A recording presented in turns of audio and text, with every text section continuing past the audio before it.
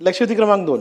अध्यक्ष महोदय, इस लक्षवेधी के माध्यम से मैं भिवंडी शहर में एजुकेशन का स्तर क्या है वो आपको बताने की कोशिश करूंगा और मैं सम्माननीय मंत्री महोदय जी से हाथ जोड़ के कहूंगा कि ये बच्चों के फ्यूचर का सवाल है, ये बच्चों के फ्यूचर का सवाल है, इसलिए आप सकारात्मक उत्तर देना। अध्यक्ष महोदय, भिवंडी शहर के अंदर आज एजुकेशन का ये लेवल है कि चौथी पांचवी के बच्चे पढ़ लिख नहीं सकते। आप पुरोगामी महाराष्ट्र की बात करते हैं, $1 ट्रिलियन इकोनॉमी की बात करते हैं, अगर हम हमारे बच्चों को बेंचेस नहीं दे सकते, टॉयलेट नहीं दे सकते, एक अच्छी स्कूल नहीं दे सकते, तो हम प्रगतिशील महाराष्ट्र कैसे बनाएंगे।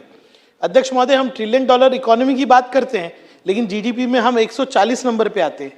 ह्यूमन इंडेक्स में हम कहाँ हैं वो देखिए आप। दादा भुसे जी भी आ गए।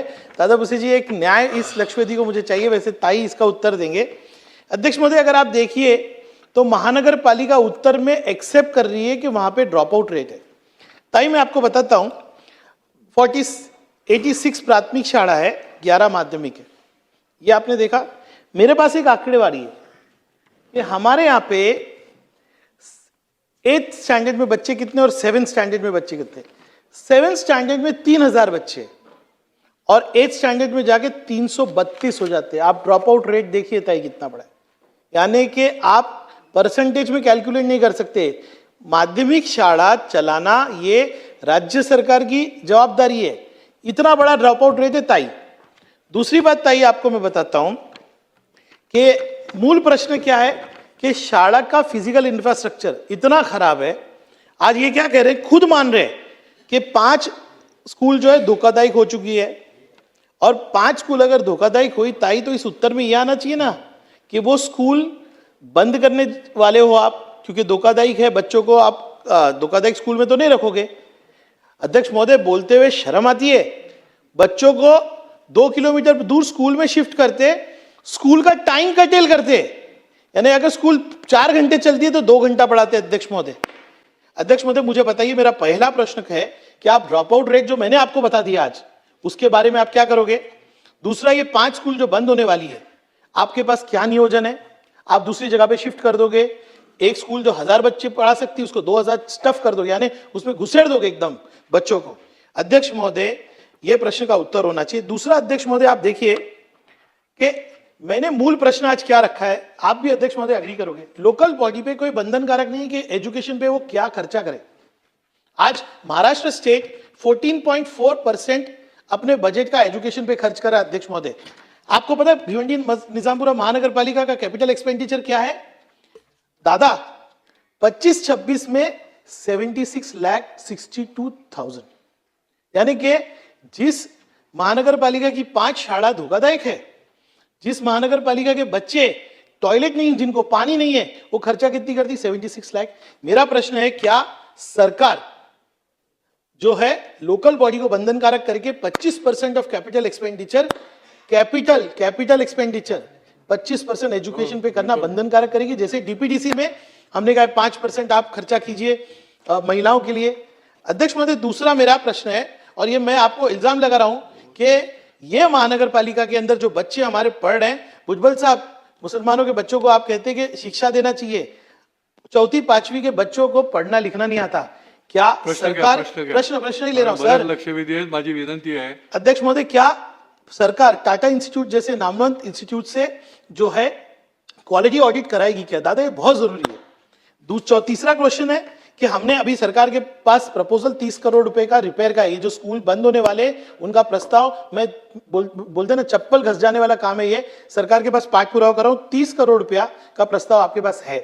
क्या आप इस शहर को बचाओगे, ये 25,000 बच्चों के एजुकेशन को बचाओगे, क्या वो प्रस्ताव की मान्यता मिलेगी क्या। दूसरा एक सुझाव है कि यूडीसीपीआर में अगर आप कुछ अमेंड करके स्कूल रिकंस्ट्रक्शन के लिए इंक्रीज टीडीआर देंगे, रास्ता बनाने के लिए आप देते हो, लेकिन कोई इंक्रीज टीडीआर दोगे, अम्यूनिटी दोगे, तो प्राइवेट सेक्टर के लोग आके स्कूल बनाएंगे। अध्यक्ष महोदय, स्पेसिफिक मेरे 3-4 प्रश्न हैं। मंत्री महोदय जी, आप सकारात्मक उत्तर भी दीजिए और महानगर पालिका के लिए बंधनकारक कीजिए कि वो खर्च करे। अध्यक्ष महोदय, या भिवंडीच्या कडे आपल्याला जसं त्यांनी सांगितलं तसं 97 शाळा होत्या, 86 प्राथमिक आणि 11 माध्यमिकच्या, ज्या 5 इमारती ज्या धोकादायक झाल्या होत्या ऑडिट केल्यानंतर, तर त्या 5 इमारतीमधले जे विद्यार्थी होते अध्यक्ष महोदय ते दुसरीकडे शिफ्ट केले. अध्यक्ष महोदय ही तर वस्तुस्थिती आहे की पटसंख्या ही सगळीकडे घटते. आता त्याची कारणं शोधणं आणि त्याच्यावर एक सर्वे करणं, आता शिक्षण मंत्री पण इथं आहेत आणि मागच्या त्यांच्या उत्तरामध्ये पण त्यांनी पण हे कबूल केलं की पटसंख्या घटते. तर त्याचप्रमाणे त्यांचा जो मूळ मुद्दा होता की निधी ठेवायला पाहिजे, म्हणजे एक काहीतरी निधी महानगरपालिकांनी शिक्षणासाठी रिझर्व केला पाहिजे. अध्यक्ष महोदय, आपण बघितलं असेल, सगळ्यांनाच माहिती असतं की महानगरपालिकेमध्ये आपण दिव्यांगांसाठी असेल, मागासवर्गीयांसाठी असेल, एक आपल्याकडे GR आहेत की एवढा निधी त्यांनी ठेवला पाहिजे रिझर्व. तसा कुठलाही शालेय शिक्षणाच्या बाबतीमध्ये महानगरपालिकांसाठी काही GR नाही. त्यामुळे शालेय शिक्षणासाठी निधी ठेवायचा का काय हे प्रत्येक स्वायत्त संस्थेवर त्यांच्या मनावर अवलंबून असतं आणि अध्यक्ष महोदय आणि त्याप्रमाणे त्याला तेवढा प्रेफरन्स दिला जात नाही. अध्यक्ष महोदय, सदस्यांबरोबर आम्ही पण शिक्षण खात्याने खरं तर महानगरपालिकांना किंवा ज्या पण स्वायत्त संस्थांची शाळा चालतात त्यांना हा निधी कुठला तरी काहीतरी पर्सेंटेज ठरवून देऊन त्याच्यासाठी त्यांनी निधीची तरतूद करावी. खरं तर हे डायरेक्शन आपल्याला देणं जरुरी आहे, कारण शाळा आज आपण बघतो की महानगरपालिकेच्या सगळ्या कामामध्ये जर करोडोच्या बजेटमध्ये आपल्या शाळांना जर 70 आणि 80 लाख रुपये मिळत असतील तर अध्यक्ष महोदय ती पण दुर्दैवाची गोष्ट आहे. तर त्यामुळे जे सदस्यांचं जे म्हणणं होतं की त्यांची क्वालिटी, अध्यक्ष महोदय आता तरी आपल्याकडे ज्या नॉर्म्स प्रमाणे समजा 20 मुलांना 1 शिक्षक लागतो आणि 60 मुलं असेल तर 2 शिक्षकांची तरतूद करायला लागते. अध्यक्ष महोदय, आता या सगळ्या ह्याच्यामध्ये जर आता नोंद मी घेतली तर त्याप्रमाणे आपण त्या प्रमाणाचे शिक्षक तिथे अवेलेबल आहे. महानगरपालिकांच्या शाळांचं काही सर्वेक्षण आपल्याला खरंच जर टाटा इन्स्टिट्यूट कडनं करता आलं तर ते शालेय विभागाने करावं असं मी पण इथे सुचवेल. अध्यक्ष महोदय, सबसे पहले तो मैं ताई को विनंती करूंगा, मैंने ड्रॉप आउट रेट की बात की है. मैंने पाठ संख्या कम हो रही है वो लैंग्वेज की वजह से वो अलग है. ड्रॉप आउट रेट का मतलब ये होता है कि बच्चा 8वीं क्लास तक आता है, उसको एडमिशन नहीं मिलता 9th स्टैंडर्ड में, इसलिए वो घर चले जाता है और ये मैक्सिमम बच्चे हैं, बच्चियां हैं. आप ड्रॉप आउट रेट क्यों हो रहा है? क्योंकि माध्यमिक शाला नहीं है.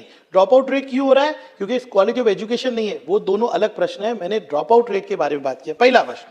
दूसरी बात, आपने कहा कि जितने शाला को फंड मिला है डीपीडीसी या नगर उत्थान में, वो 30 करोड़ के प्रस्ताव में नहीं है. ये हम लोग भागदौड़ करके डीपीडीसी से किधर से भीख मांग के फंड लाते हैं. 30 करोड़ का प्रस्ताव स्पेसिफिकली वो शालाओं के लिए है जिनका आपने स्ट्रक्चरल ऑडिट किया, और अगर वो 30 करोड़ रुपए आप नहीं देंगे, मैं पटल पे कह रहा हूं 5000 बच्चे स्कूल के बाहर जाएंगे. और आप क्या, ये अधिकारी, ये इनको कुछ अगर अक्कल होती ना, इनके बच्चे सब प्राइवेट स्कूल में पढ़ते हैं. नहीं अध्यक्ष महोदय, न्याय मिलना चाहिए अध्यक्ष महोदय. अध्यक्ष महोदय, मैं 30 करोड़ के प्रस्ताव का क्या होगा, और मेरा कहना है कि दादा मुझसे भी उत्तर दे रहे.